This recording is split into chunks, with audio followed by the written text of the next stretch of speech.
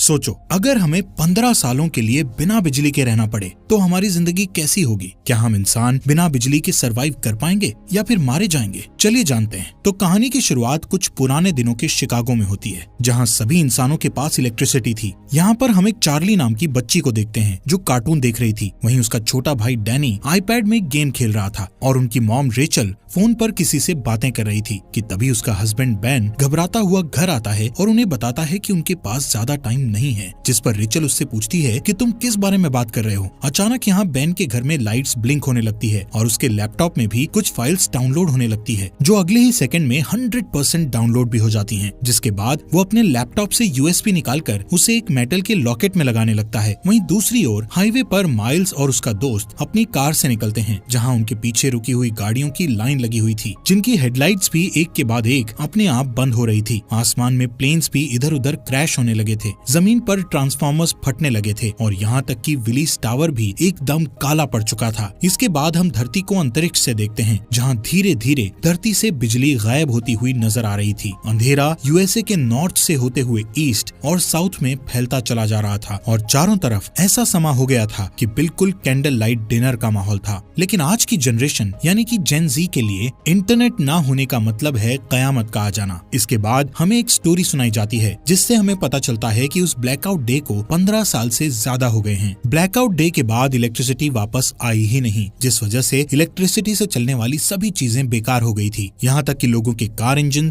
Jet turbines और जरा सी batteries भी बिल्कुल खराब हो गई थी। इन सब चीजों की वजह से बड़े पैमाने पर सभी के हालात बहुत खराब हुए। बीमारी बढ़ी लेकिन दवाइयाँ नहीं मिली, आग लगी लेकिन आग बुझाने वाली गाड़ियाँ नहीं थी, फैक्ट्रीज थी लेकिन वहाँ खाने के लिए कुछ नहीं था और सभी लोग हाथ से काम कर रहे थे। जिसके बाद जल्द ही सरकारें गिरने लगी और मिलिटियास बढ़ने लगी थी। ब्लैकआउट के बाद यूनाइटेड स्टेट्स 6 भागों में बंट चुका था, जो कि the Monroe Republic, the Georgia Federation, the Plains Nation, Texas, the California Commonwealth और बाकी बंजर जमीन थी। इन सभी शहरों के ऐसे हालात को देखकर ज्यादातर लोग यहाँ से कहीं और शिफ्ट हो चुके थे, जिनमें से एक बैन और उसकी फैमिली भी थी, क्योंकि वो वहाँ के विलेज एरिया में रहने लगे थे, जो कि द मोनरो रिपब्लिक एक पीसफुल कॉलोनी थी, जहाँ कुछ 100 लोग जाकर बस गए थे। यहाँ हमें पता चलता है कि बैन की वाइफ का कुछ साल पहले ही देहांत हो गया था और अब वो एक ब्रिटिश मेडिकल डॉक्टर मैगी को डेट कर रहा था। उसके बच्चे डैनी और चार्ली भी अब बड़े हो चुके हैं, लेकिन डैनी को अकेले रहना ज्यादा पसंद है, क्योंकि वो अस्थमा की बीमारी से गुजर रहा है। ऐसे ही एक दिन चार्ली अपने भाई के साथ जंगल में जाती है, जहाँ उन्हें एक एबेंडन वैन दिखती है। चार्ली उसके अंदर जाती है और वहाँ उसे एक मिनी फ्रिज मिलता है, जिसे देखकर उसे अपने बचपन की याद आने लगती है, जब ब्लैकआउट डे के बाद उसके मॉम डैड ने उसे वो पिघली हुई आइसक्रीम दी थी, क्योंकि वो उस वक्त की आखिरी आइसक्रीम थी। एक दिन जब चार्ली हर दिन की तरह जंगल में एक चक्कर लगाने जाती है, तब मोनरो मिलिटिया, जो कि मोनरो रिपब्लिक की मिलिट्री फोर्स है, वो कॉलोनी के अंदर आते ही धावा बोल देती है। मिलिटिया की कलाई पर एक टैटू गुदा हुआ था, जो कि मोनरो रिपब्लिक के मेंबर्स का सिंबल था, जिससे उन्हें पहचाना जा सकता था। अब क्योंकि ये मोनरो रिपब्लिक के सेटलमेंट का समय है, इसलिए वहाँ रहने वाले सभी लोगों को टैक्स के रूप में अपनी फसलें देना उनकी जिम्मेदारी है। हालांकि बेन जानता है कि ये टैक्स से कहीं ज्यादा है। बेन को लगता है कि उनके साथ कुछ बुरा होने वाला है, इसलिए वो अपने सबसे अच्छे दोस्त आरोन के पास जाता है और उसे वो लॉकेट दे देता है, जिसमें बेन ने मूवी के शुरू में वो यूएसबी लगाया था। बेन आरोन से कहता है कि चाहे कुछ भी हो जाए, तुम्हें इस लॉकेट को कुछ नहीं होने देना। तभी उस मिलिटिया ग्रुप का कैप्टन मेजर टॉम नेवेल वहाँ आ जाता है और बेन को अपने साथ चलने के लिए कहता है। वो उससे उसके भाई माइल्स के बारे में पूछता है, जिस पर बेन कहता है कि वो माइल्स से पिछले 15 सालों से नहीं मिला है। वहाँ मौजूद सभी लोग डर के मारे देखते हैं कि मिलिटिया ग्रुप अपने कदम वापस लेने लगता है कि अचानक वहाँ डैनी आकर उनकी ओर क्रॉसबो पॉइंट करता हुआ अपने डैड को ना ले जाने की धमकी देता है। बेन उसे शांत करने की कोशिश करता है, लेकिन इससे कोई फायदा नहीं होता और गलती से डैनी उन पर गोली चला देता है, जिससे वहाँ मौजूद एक दुश्मन मारा जाता है।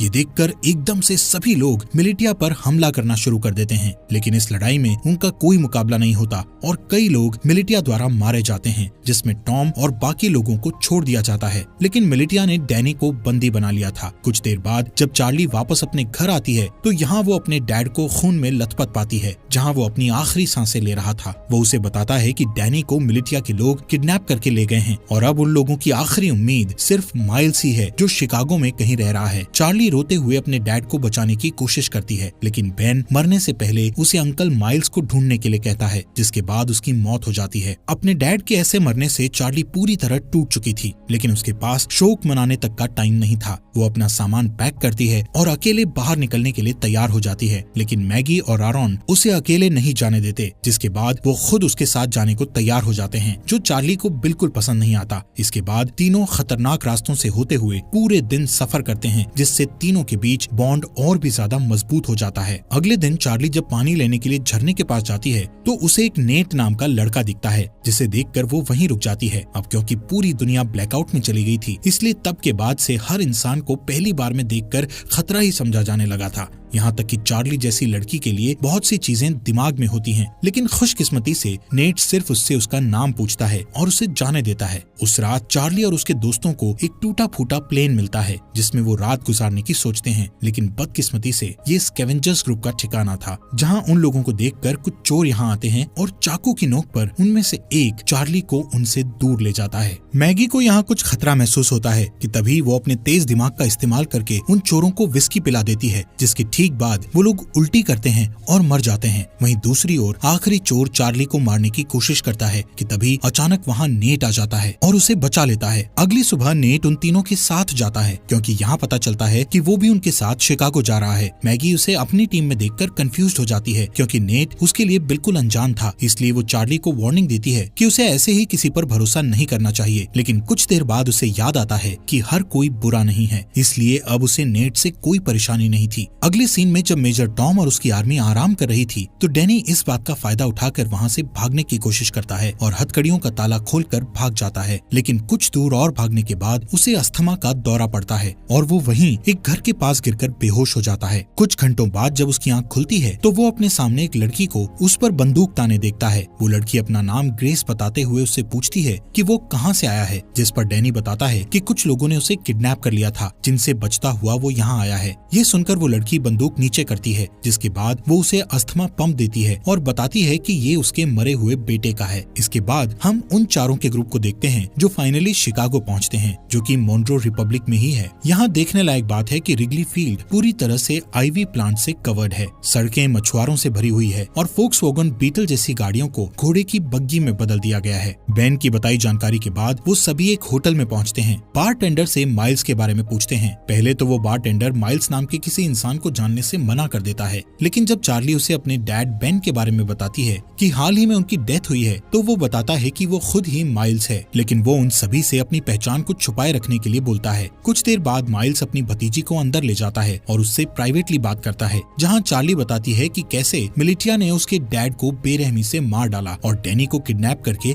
अपने साथ ले गए। जिसके बाद चार्ली उससे पूछती है कि वो लोग हमारी फैमिली के पीछे क्यों पड़े हैं, जिस पर माइल्स कहता है कि जरूर बेन कुछ न कुछ उस ब्लैकआउट के बारे में जानता था। वो कहता है कि मोन्ट्रो रिपब्लिक के लीडर जनरल मोन्ट्रो एक क्रूअल डिक्टेटर था जो पूरे देश और पूरी दुनिया को अपने कब्जे में करना चाहता था, लेकिन उसके लिए उसे कुछ हथियारों की जरूरत थी, जैसे कि फाइटर प्लेन्स, टैंक्स और यहाँ तक न्यूक्लियर बॉम्ब्स। और क्योंकि बेन अकेला ऐसा इंसान था जो ब्लैकआउट क्यों हुआ था उसके बारे में जानता था और मोन्ट्रो को विश्वास था कि वो इससे निपट सकता है। ये सब सुनने के बाद चार्ली अपने भाई डैनी को लेकर और ज्यादा चिंतित हो जाती है और अपने अंकल से उसकी मदद करने के लिए कहती है, लेकिन सरप्राइजिंगली वो उसकी मदद करने से साफ मना कर देता है, क्योंकि उसका मानना था कि ये काम बहुत रिस्की है और वो इस काम को करने के लायक नहीं है। जिससे नाराज होकर चार्ली वापस अपने ग्रुप के पास जाने के लिए तैयार हो जाती है। उसे परेशान देखकर नेट माइल्स के पास बिल्कुल लड़ने के मूड में जाता है, लेकिन तभी माइल्स नेट का हाथ पकड़कर उठता है, जहाँ पता चलता है कि नेट भी मोन्ट्रो मिलिटिया का मेंबर है और वो चार्ली और उसके दोस्तों के साथ मिलकर माइल्स तक पहुँचना चाहता था। ये जानकर हर कोई हैरान हो जाता है, लेकिन इससे पहले कि वो कुछ कर पाते नेट वहाँ से भाग जाता है। अब मिलिटिया को उनकी लोकेशन का पता होने के बावजूद भी माइल्स अपनी जगह को छोड़ने से मना कर देता है, क्योंकि उसका मानना था कि वो अकेला ही पूरी फौज का सामना कर सकता है। चार्ली और बाकी लोग भी माइल्स की मदद करने को तैयार थे, लेकिन माइल्स गुस्से में उन पर चिल्लाते हुए उन्हें यहाँ से दूर जाने के लिए कहता है। कुछ ही देर बाद नेट अपने साथ बहुत सारे आर्मी सेना को लेकर माइल्स से लड़ने आता है, लेकिन इतने सैनिक होने के बावजूद भी माइल्स सभी से बड़ी सफाई से तलवारों का इस्तेमाल करके लड़ता है और एक एक करके सबको मार देता है। जिसके बाद वहाँ चार्ली और उसके दोस्त वापस आ जाते हैं और माइल्स के साथ लड़ाई में शामिल हो जाते हैं। इसी बीच मिलिटिया का एक आदमी चार्ली को जान से मारने की कोशिश करता है, लेकिन अचानक से तभी नेट आकर उस आदमी को मार गिराता है। थोड़ी ही देर बाद माइल्स मिलिटिया के कैप्टन को जान से मारकर लड़ाई खत्म करता है, जिसके बाद वो चार्ली और बाकी लोगों के साथ डैनी को ढूंढने के लिए निकल जाता है, जो सुनकर भी सभी काफी खुश होते हैं। कुछ देर बाद माइल्स को अचानक से उस ब्लैकआउट डे का एक फ्लैशबैक याद आता है और यहाँ से सीन फ्लैशबैक में जाता है, जहाँ सारी दुनिया में अचानक अंधेरा छा जाने के बाद वो अपने दोस्त के साथ कार से बाहर निकलता है और अपने दोस्त के साथ मरीन कॉर्प्स बेस में जाता है, जहाँ हमें पता चलता है कि ये दोनों मरीन पुलिस हैं। यहाँ अंदर जाने के लिए उन्हें अपने हाथ पर बना वो एम नाम का टैटू दिखता है, जिससे पता चलता है कि माइल्स का दोस्त, जिसका नाम सेबेस्टियन मोनरो है और वो इस समय मोनरो रिपब्लिक का लीडर भी है। वहीं दूसरी ओर मेजर टॉम और उसके आदमी डैनी के फुटप्रिंट्स का पीछा करते हुए ग्रेस के घर तक पहुँचते हैं। डरी हुई ग्रेस डैनी को बचाने की कोशिश करती है, लेकिन जैसे ही टॉम उसे जान से मारने की धमकी देता है तभी वो पीछे हटती है और टॉम उसके घर में घुसकर डैनी को पकड़ लेता है। उनके जाने के बाद ग्रेस चुपके से बेसमेंट में जाती है और एक लॉकेट निकालती है जो बिल्कुल आरॉन के लॉकेट जैसा था। जैसे ही वो उसे दबाती है तो अचानक से कमरे में बल्ब चालू हो जाता है। इसके बाद ग्रेस उस लॉकेट को कंप्यूटर में लगाती है और किसी से चैट करना शुरू कर देती है। दूसरी तरफ जो ग्रेस से चैट कर रहा था वो बहुत खुश था कि मिलिटिया को उनके छुपे हुए राज के बारे में नहीं पता चला। यहाँ प्रेजेंट में माइल्स ग्रुप को अपने साथ ही रखता है, जो कि अपनी एक पुरानी साथी को ढूंढ रहा है जिसका नाम नोरा है, जो एक्सप्लोजिव्स बनाने में माहिर है। माइल्स चार्ली को बताता है कि अगर उन्हें डैनी को बचाना है तो उन्हें नोरा जैसे तेज फाइटर की जरूरत पड़ेगी। यहाँ टैवर्न में अचानक उनके ऊपर कुछ दुश्मन हमला कर देते हैं, लेकिन इस बार भी माइल्स सबको हरा देता है। तभी वो एक आदमी को पकड़ता है और उसका गला घोटते हुए नोरा की लोकेशन पूछता है। यहाँ हमें पता चलता है कि नोरा को भी मिलिटिया ने पकड़ रखा है और इस समय वो मिलिटिया में एक नौकर बनकर रह रही है। उस रात माइल्स अकेले ही बाहर जाने का फैसला करता है, ये कहते हुए कि वहाँ जाना खतरे से खाली नहीं है। जिसके बाद वो रेडी होकर बाकी ग्रुप के लोगों को लॉवेल इंडियाना में अगले 2 वीक बाद मिलने के लिए कहता है। हालांकि अगली सुबह जब मैगी और आरॉन जागते हैं तो उन्हें पता चलता है कि जिद्दी चार्ली भी माइल्स के साथ निकल गई है, जो चीज उन्हें बिल्कुल अच्छी नहीं लगती। अब उनके पास कोई चारा नहीं बचा था, इसलिए आरॉन मैगी को लॉकेट देता है जो कि बेन ने उसे दिया था। वो ये भी बताता है कि बेन ने उन्हें ग्रैंड पार्क में एक लेडी से मिलने के लिए भी कहा था, जो और कोई नहीं बल्कि ग्रेस ही है। हालांकि दोनों अभी भी चार्ली को लेकर चिंतित हैं, लेकिन उन्हें लगता है कि वो ठीक हो जाएगी और इसके बदले वो ग्रेस को ढूंढने के लिए ग्रैंड पार्क जाने लगते हैं। ये दोनों ग्रेस को ढूंढने निकल जाते हैं, जहाँ इन्हें लगता है कि ग्रेस ही वो की हो सकती है जिससे अर्थ पर इलेक्ट्रिसिटी को वापस लाया जा सकता है। वहीं दूसरी ओर जब मेजर टॉम अपनी सेना को लीड करते हुए अपने अड्डे की ओर जा रहे थे कि तभी अचानक एक गोली चलने की आवाज सुनाई देती है, जो सुनते ही वो लोग अपना रास्ता बदलकर उस गन शॉट की आवाज का पीछा करते हैं, जिसका पीछा करते करते वो लोग एक छोटे से घर तक पहुंचते हैं, जहां इन्हें पता चलता है कि इस मोनरो रिपब्लिक में आम इंसान अपने पर्सनल बंदूकें और गोला बारूद नहीं रख सकते। इसी वजह से सभी लोग क्रॉसबोज और दूसरे हथियारों का इस्तेमाल करते हैं। इसी के चलते मेजर टॉम उस घर के मालिक को धमकी देता है कि वो अपने घर के सभी हथियारों को उन्हें दे दे। उस आदमी को लगता है कि वो हथियार देने के बाद भी मारा जाएगा, इसलिए वो अपने घर से एक बंदूक निकालकर बाहर खड़े एक आदमी को गोली मार देता है कि तभी मेजर टॉम उस आदमी को गोली मारकर उड़ा देता है। इन सब चीजों के बाद हम वहीं डरे हुए डैनी को देखते हैं। अगले सीन में मिलिटिया के अड्डे पर हमें फॉर्मली जनरल मोनरो से मिलवाया जाता है, जिसका हाथ इन सभी बुरी चीजों में है। मोनरो वहाँ मौजूद एक आदमी से अपने हथियारों के बारे में पूछता है, लेकिन जब वो डरा हुआ आदमी उसका कोई जवाब नहीं देता तो वो उसे बेरहमी से जान से मार देता है। जिसके बाद वो दूसरे रूम में अपने एक दूसरे वर्कर के पास जाता है, जहाँ हमें पता चलता है कि ये बेन की वाइफ रेचल है, जिसे हम मरा हुआ मानते हैं। यहाँ मोनरो रेचल को बताता है कि बेन मर चुका है और ये सुनकर रेचल बहुत परेशान हो जाती है। इस दौरान चार्ली पूरे दिन जंगल में घूमती हुई आखिर में अपने अंकल को ढूंढती है, जहाँ माइल्स उससे गुस्सा था क्योंकि उसने उसकी बात नहीं सुनी थी। लेकिन जब चार्ली बताती है कि उसके भाई को अस्थमा का दौरा पड़ता है तो वो शांत हो जाता है। कुछ देर बाद उन्हें ढेर सारे मजदूर दिखते हैं जो हाथों से हेलीकॉप्टर को खींचकर ले जा रहे थे। यहाँ पता चलता है कि जनरल मोनरो को विश्वास है कि एक दिन इलेक्ट्रिसिटी जरूर आएगी और उस दिन के लिए वो खुद को तैयार करना अभी से शुरू कर देता है। इन सभी मजदूरों में माइल्स नोरा को भी देखता है और चार्ली से कहता है कि उसे इतने सारे लोगों में से बचाना मुश्किल होगा क्योंकि यहाँ कई सारे गार्ड्स के पास स्नाइपर राइफल भी हैं। लेकिन माइल्स अपने दोस्त को हर हालत में बचाना चाहता है। वो नोरा को बचाने का प्लान बनाते हुए रात होने का इंतजार करता है और जैसे ही रात होती है तो सबसे पहले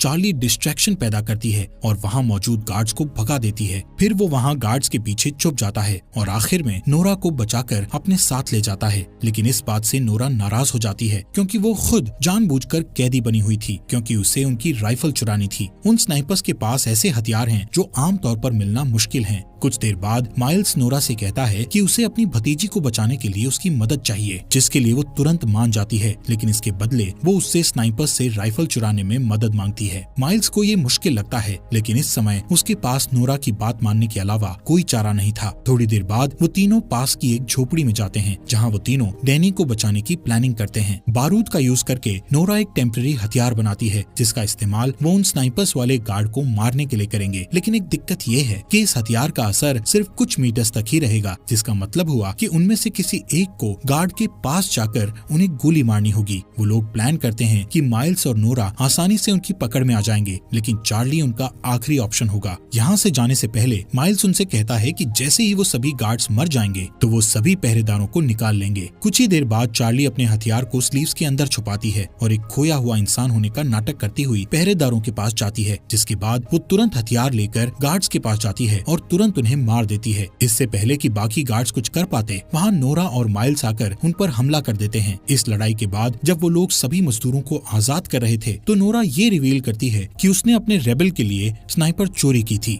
वहाँ ग्रैंड पार्क में जब ग्रेस अपने कंप्यूटर पर टाइप कर रही होती है, तभी कोई आदमी उसके घर में घुसकर उसके सामने आता है। उस आदमी के पास भी सेम वही लॉकेट था जो उसकी टेजर स्टिक एनर्जी छोड़ रहा था। दूसरी ओर माइल्स नोरा को रेबल का साथ छोड़ने के लिए मनाने की पूरी कोशिश करता है, लेकिन वो मना कर देती है। यहाँ हमें पता चलता है कि पहले ये दोनों कपल थे, लेकिन ब्लैकआउट के बाद उन्हें ब्रेकअप करना पड़ा। ऐसे ही कुछ देर बाद वो दोनों रेबल के ठिकाने पर पहुँच जाते हैं, जहाँ उन्हें एक पादरी मिलता है। पादरी खुश था कि नोरा स्नाइपर गन लेकर आई है, लेकिन बुरी खबर ये थी कि उनकी सेना पर अभी भी लगातार हमला किया जा रहा है। जब ग्रुप ठिकाने पर पहुंचता है तो उन्हें अंदर कुछ घायल आदमी बैठे मिलते हैं। पादरी यहाँ ये भी बताता है कि इन सभी आदमियों में से एक आदमी गायब है, जो सुनकर माइल्स तुरंत सभी को ये जगह छोड़ने के लिए कहता है, क्योंकि उसका मानना है कि मिलिटिया उसके आदमियों से पूछताछ कर रही है और इस जगह से भागने का यही सही समय है। नोरा इस बात के लिए मान जाती है, लेकिन उससे 30 मिनट मांगती है, क्योंकि वो घायल आदमियों को ठीक करना चाहती थी। बदकिस्मती से उसका ये डिसीजन गलत साबित होता है, क्योंकि कुछ ही मिनटों के बाद कैप्टन एडम मिलिटिया के साथ दिखाई देता है। उन्हें कुछ देर रोकने के लिए माइल्स अपने बेस्ट शूटर को स्नाइपर के साथ ऊपर भेजता है और उसका ये प्लान काम करता है, क्योंकि ऊपर भेजा गया वो स्नाइपर मिलिटिया के कई लोगों को घायल कर देता है, जिससे उन्हें पीछे हटने पर मजबूर होना पड़ता है। इस लड़ाई के चलते रात हो जाती है। यहाँ बेसमेंट के अंदर माइल्स और बाकी लोग दीवार के सहारे एक सुरंग बनाने की कोशिश करते हैं ताकि एक तरफ से दूसरी तरफ जा सकें, लेकिन उनका ये प्लान पूरी तरह से फेल हो जाता है, क्योंकि दीवार में सुरंग खोदते समय दीवार गिरने लगती है और माइल्स उस गड्ढे में गिर जाता है, जिससे उनकी पूरी मेहनत खराब हो जाती है। ठीक इसके बाद छत पर बैठे स्नाइपर की मौत हो जाती है,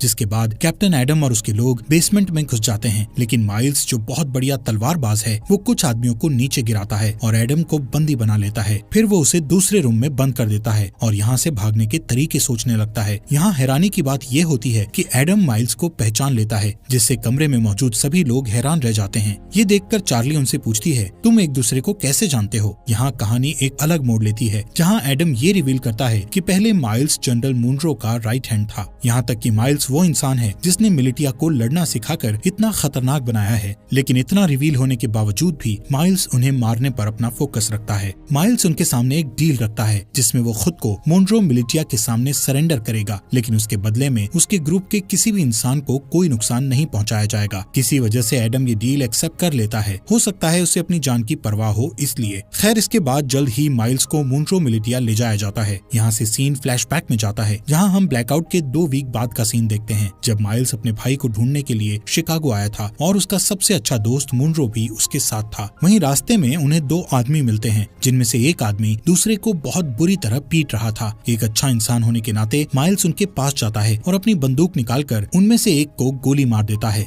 इसके बाद दोनों दोस्त उस बचे हुए चोटिल इंसान की मदद करते हैं, जो और कोई नहीं बल्कि कैप्टन एडम ही था, और इसीलिए वो आज तक माइल्स की इतनी रिस्पेक्ट करता है, क्योंकि उसने उसकी जान बचाई थी। यहाँ से सीन वापस प्रेजेंट में आता है। जैसे ही माइल्स मिलिटिया को अपनी जगह पर ले जा रहा था, तो रास्ते में वो एक ब्रिज पार करते हैं, जहाँ अचानक से एक एक्सप्लोजन होता है, जिससे सभी लोग चौंक जाते हैं और इसी इसी दौरान नोरा और चार्ली माइल्स को उनसे बचा लेते हैं। वहाँ से जाने से पहले वो एक और एक्सप्लोजन करते हैं जिससे वो पकड़े न जाएं। वहीं दूसरी ओर मैगी और आरॉन जो ग्रेस को ढूंढने के मिशन पर हैं, आखिरकार वो उसके घर तक पहुँच जाते हैं, लेकिन उस घर में कोई भी नहीं था क्योंकि ग्रेस ने ये घर छोड़ दिया था। यहाँ आरॉन जो गूगल का एक पुराना एम्प्लॉय होने का दावा करता है और कहता है कि वो कंप्यूटर के बारे में बहुत कुछ जानता है। इसके बाद वो बेसमेंट में जाता है जहाँ उसे ग्रेस का कंप्यूटर रखा मिलता है, जिसे देखकर पता चलता है कि इसे हाल ही में बनाया गया था, जिससे पता चलता है कि यहाँ इलेक्ट्रिसिटी थी। हालांकि जब वो कई घंटों तक कंप्यूटर की जांच पड़ताल करता है तो उसे वहाँ कोई सुराग नहीं मिलता। आरॉन थक जाता है और ऊपर जाकर वो कंप्यूटर मैगी को दिखाता है। तभी उसका लॉकेट चमकने लगता है और पास में रखे हेडफोन में गाना बजना शुरू हो जाता है, जहाँ मैगी के आईफोन में जान सी आ जाती है, जिसकी वजह से वो कई सालों बाद अपने बच्चों को। और ये रेवोल्यूशन वेब सीरीज आपको यहाँ तक कैसी लगी? इस सीरीज के नेक्स्ट एपिसोड लाएं या नहीं, कमेंट बॉक्स में हमें जरूर बताएं।